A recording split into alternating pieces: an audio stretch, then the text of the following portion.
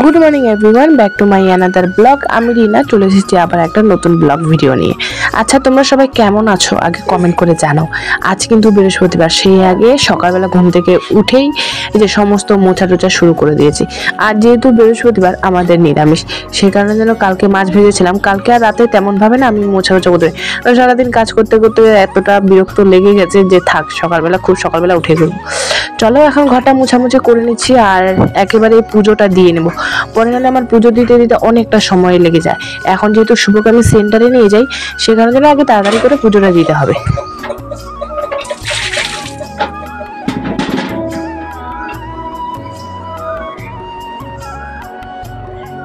জানো, আমাকে না অনেকেই বলে যে এই গলিটাতে আমি কিভাবে কাজ করি, কিভাবে বাসন মাজি, কিভাবে কি করি, আমার অসুবিধা হয় না? হ্যাঁ, আমার অসুবিধা হয় না বলে যে এটা নয়, অসুবিধা হয়। তবে সব কিছু যেহেতু মেনে নিতে পেরেছি, তবে আমার ঘরে এই ছোট্ট গলিটার কলপারটা কেনই বা মেনে নিতে পারবো না, কেনই বা মেনে নেব না বলো তো? আগে যখন আমার মানে অনেক বড় একটা কলপার থাকতো, জানো তো, আমি সেই কলপারে শান্তি বা সেই কলপারে কাজ করে কোনো সুবিধা পাইনি। সুবিধা বলতে তেমন কোনো সুবিধা না, মানে কাজ টাজ করতে অনেক ভালোই সুবিধা হয় আর কি। চলো, বর্ষার সময় কি বলতো, সারা রাত যদি বর্ষার সময় বৃষ্টি পড়ে, তারপরে যদি বাড়ির সবাই চান টান যত কিছু কাজ থেকে করে ফেলে, আমি সবার লাস্টে যেতাম।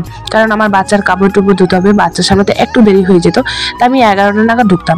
তারপরে আমি 1 বালতি বা 2 বালতি জল ঢাললে না, সেখানে একটা জলের ট্যাঙ্কি ছিল, সেই ট্যাঙ্কিটা ভরে যেত। তখন না আমাকে শুনতে হতো কি, যে আমি নাকি ইচ্ছে করেই সেটা ভর্তি করে ফেলে, আমি নাকি ইচ্ছে মতো টুল পাম্প চালিয়ে সেটাকে ভর্তি করে ফেলেছি। আচ্ছা, একটা অত বড় ট্যাঙ্কি যেটা করছে সমান, সেটা আমি টুল পাম্প 5-10 মিনিটে টুল পাম্প চালিয়ে সেটা ভর্তি করে দিতে পারবো বলো তো? তো এখন আমি এই কেনই বা গলির কলটাকে মেনে নিতে পারবো না, যেখানে আমাকে কেউ আর কিছু বলে না, যেখানে কেউ আমাকে মিথ্যে আর অপবাদ দেবে না, তাই না? তাহলে এটাকে আমি কেনই বা মেনে নিতে পারবো না? হ্যাঁ, এটাতে আমার কাজ করতে অসুবিধা হলো না, তবে আমাকে মিথ্যেবাদী সাজতে হয় না।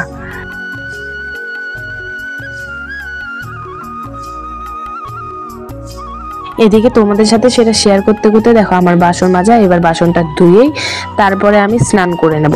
এদিকে আমার সমস্ত মানে ঘর মোছা, উঠান ঝাড়ু দেওয়া হয়ে গেছে, এখন তো আমি স্নান করে পুজোটা দিলে হয়ে গেল।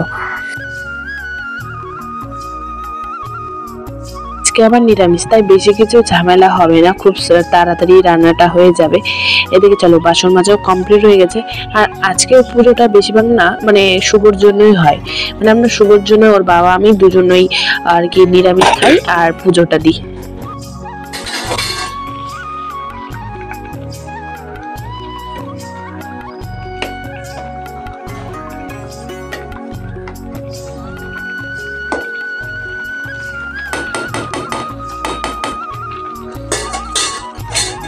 কমপ্লিট করে দিয়ে কাজে চলে গেল তোমাদের দাদাভাই। তো আমি আগে ভিডিওটা এডিট করে নিলাম, কারণ এখন যদি আমি ভিডিওটা এডিট না করি, সমস্ত কাজ করে সেন্টার থেকে আনতে, ওকে ঘুম পাড়াতে প্রায় তখন এমন হয়ে যায় আমার শর্ট মানে না ওই সময় ব্লগ করব না শর্ট ভিডিও করব, কারণ শুভ যে সময়টা ঘুমিয়ে থাকে সেই সময়টাতে আমাকে শর্ট ভিডিওগুলো করতে হয়, অন্ধকার আসে শর্ট ভিডিওগুলো করতে হয়।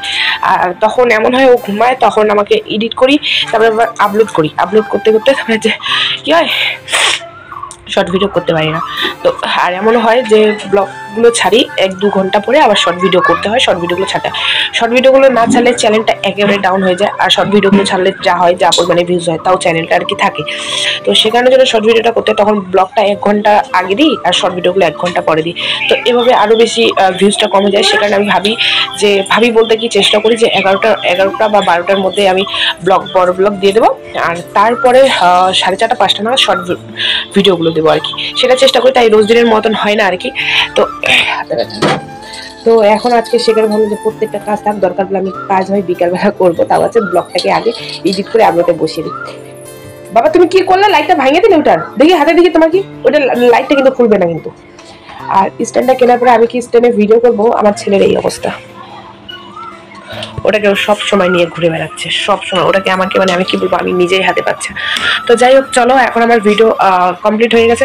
তো এখন আমি কাপড় টাপড় গুছিয়ে নেবো, তারপরে বিছনা গোছানো, বিছনা বলতে ওইটা ব্ল্যাঙ্কেট উঠিয়ে নিয়েছি, অনেক কাপড় রয়েছে। শুভ কালকে বমির বিকালবেলা কিছুগুলো কাপড় রয়েছে, সকালের কাপড়গুলো তো আমি ধুয়ে দিয়েছিলাম, আর বিকেলের গুলো ধোয়া হয়নি। তো চলো।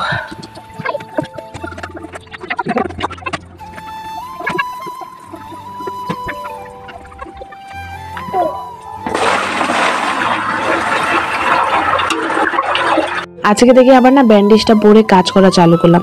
যেদিন থেকে শুনেছি আমার পায়ের হাঁটুটা সোজা হয়ে গেছে আর ব্যান্ডেজ পরা বাদ দিয়ে দিয়েছি, সেদিন ঘর মুছতে ঘর মুছলাম ঠিকই, তবে কাপড় ধোয়ার সময় এত হাঁটু ব্যথা করছিল, তো ভাবলাম এবার ভাই আমাকে যা কিছু কাজ করতে হবে ব্যান্ডেজটা পরতেই হবে। কাপড় ধুবো, ফোনে একদম চার্জ নেই, চার্জও দিতে পারিনি, তো এখন ফোনটা চার্জ দিয়ে কাপড়টা ধুয়ে আর শুভকে স্নান করতে হবে, সেন্টার নিয়ে যেতে হবে। মা আসতেছে, ওকে কালকে আসার কথা ছিল, জানি না কালকে কেন আসেনি, আজকে আসতে যায় ফোন করলো, তো ততক্ষণ আমি ফোন চার্জে দিয়ে দিই, চার্জ হোক, শুভকে আবার সেন্টারে নিয়ে যেতে হবে।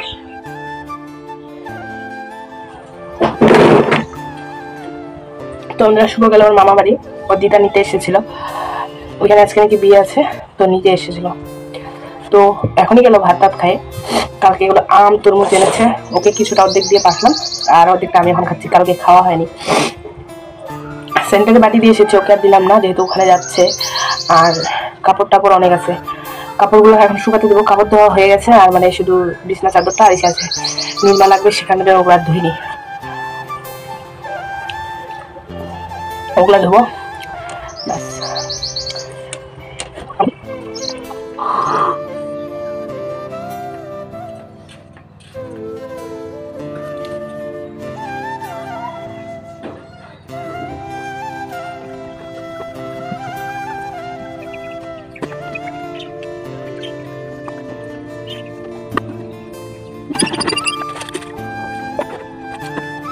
দুপুরে একটু ঘুমিয়েছিলাম, আর পার্সেলের ফোনে আমার মানে ঘুমটা ভাঙো, আর তারপরে পার্সেলটাকে রিসিভ করলাম। এরকম চলো পার্সেলটাকে কাটি, পার্সেলে কি আছে দেখা যাক।